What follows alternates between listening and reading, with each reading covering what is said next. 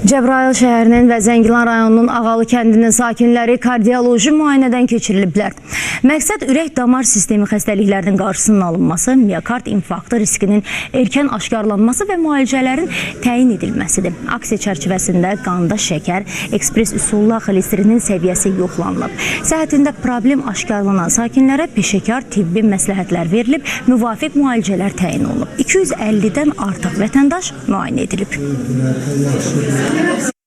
Sadəcə insanların kardioqramma, echo müayinələrdən keçirilməsi deyil, həm də maarifləndirici sağlamlığın təşviqi üçün, sağlam həyat tərzinin keçirilməsi üçün və ən böyük məqsəd, ən əsas məqsədlərimizdən də biri də ürək-damar sistemi xəstəliklərinin qarşısını almaq üçün maarifləndirici tədbir keçirməyi də planlaşdırırıq. Həm ürəyimi, həm də şəkərim xəstə olduğuma görə onlarla da müayinədən keçdim.